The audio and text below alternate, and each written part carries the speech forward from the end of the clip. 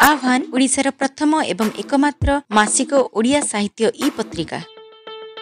आम पॉडकास्ट सुनी परिबे ए 30 सेकेंड रो विज्ञापन परे। कन्या एते अलोड़ा कहीं दिनकू दिन आम समाज रे कन्या भ्रूण हत्यार दर वृद्धि पाउछि। यार कारण कौन आसंतु सुनिबा। घरे पहुँचवा परे हाथरू बैग आउ छता नहीं ठिकना स्थान रे थोई देई पानी गिलास धरी आसी पहुँचला सुशीला। झियो हाथरू पानी गिलास नहीं चेयर उपरे बसी पड़िले प्रधान बाबू। झियो सांगे सांगे फैन टा चालू करदेला। से पानी पीवा सारी निज कोठरी को प्रवेश कले और पोशाक परिवर्तन करदे पुणी बैठक को आसवा बेलू डाक पकाइला सुशीला। बापा खाइबा को बाढ़ी देछि आस। प्रधान बाबू एकमात्र झील सुशीला। अजस्र संपत्तिर मालिक प्रधान बाबू सुशीला जन्म होगा पर आउ केबे द्वितीय संतान कथा चिंता करि नाहांती।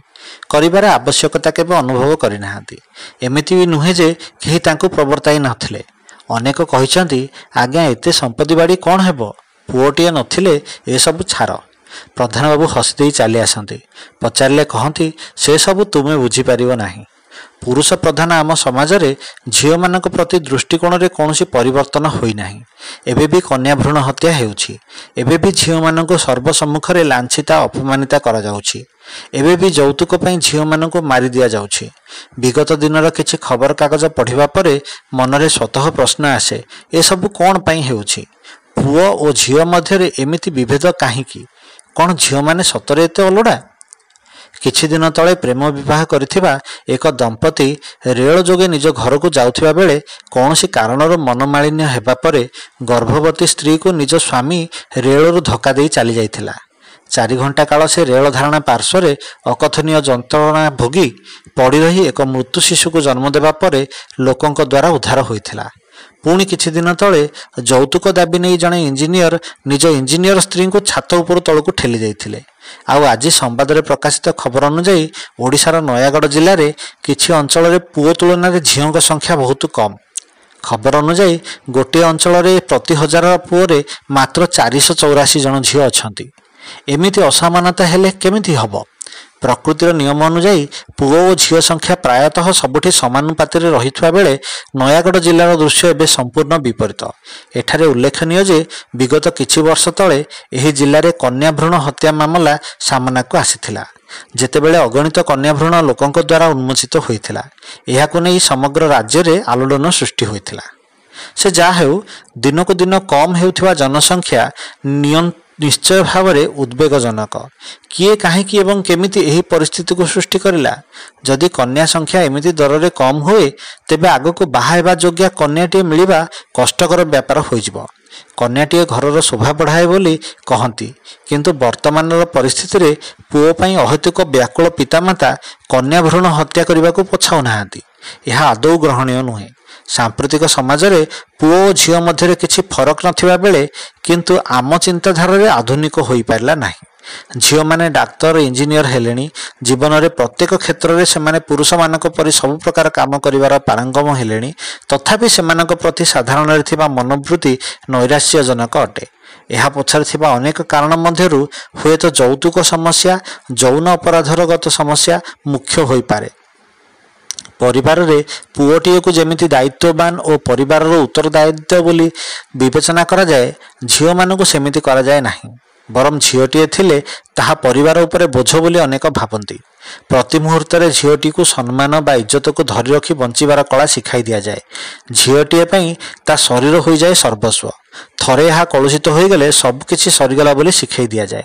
सेइथिपई निजर शिक्षागत योग्यता थाई सुधा अनेक कन्या समाज रे हीनमन्यतार शिकार होइथांती। जेउ अल्प किछि झील निजर अधिकार पई आगभर हुअंती सेमानंकु अंडीरा चंडी बोली आख्या दि जाए। सही भली झील मानकु सामाजिक भाव में बासंद करा जिबा मध्य देखा जाए। पुओ माने स्वच्छंद भाव में निर्भय विचरण करि पारंती एवं तल विशेष रे सेमाने झील मानक प्रति खराब आचरण प्रदर्शन करती, किंतु से सब काहाकु देखा जाए नाही। सब दोष लदी दिया जाए झील उपरे। कुहा जाए झीलर ही दोष। किछि बुद्धिजीवी कहती घरे चाबी पकाइले चोरी हुए नाही। सेहीपरि निज इज्जत बा सम्मान प्रति सचेतन थिले कौनसी झील को केही भी यौन उत्पीड़न दे पारिबा नाही। ଓଡ଼ିଆରେ କଥାଟିଏ ଅଛି, ଝିଅ ଜନ୍ମ ପର ଘରକୁ। ସେଇଥିପାଇଁ ମଧ୍ୟ ଅନେକ ପରିବାରରେ ଝିଅମାନଙ୍କୁ ଅବହେଳା କରାଯାଏ। ସେମାନଙ୍କ ଶିକ୍ଷା ଦୀକ୍ଷାରେ ମଧ୍ୟ ପାତର ଅନ୍ତର୍ନୀତି ଗ୍ରହଣ କରାଯାଏ। ପୁଅମାନଙ୍କୁ ସବୁ ସୁବିଧା ଯୋଗାଇ ଦେଉଥିବା ପିତାମାତା ଝିଅମାନଙ୍କ ବେଳକୁ ନୀରବତା ଅବଲମ୍ବନ କରନ୍ତି।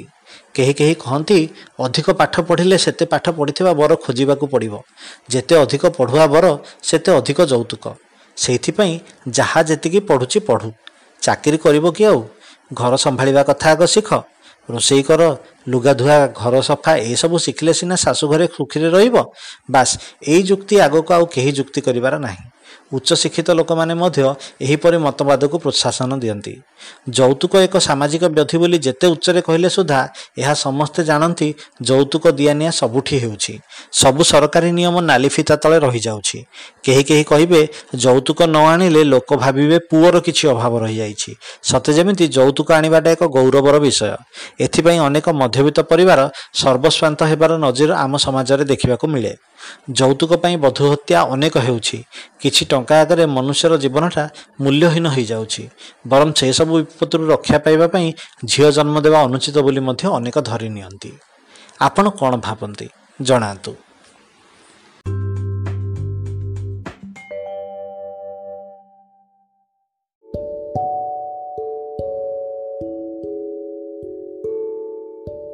ଯଦି ଆପଣଙ୍କୁ ଆମର ଏହି ଉପସ୍ଥାପନା ଭଲ ଲାଗେ, ତାହେଲେ ଆମ ଚ୍ୟାନେଲକୁ ସବସ୍କ୍ରାଇବ୍ କରନ୍ତୁ ଏବଂ ଏହି ଚ୍ୟାନେଲରେ ପ୍ରସାରିତ ହେଉଥିବା ସମସ୍ତ ପଡ଼କାଷ୍ଟକୁ ନିଜ ବନ୍ଧୁମାନଙ୍କ ସହ ସେୟାର କରନ୍ତୁ। ଧନ୍ୟବାଦ।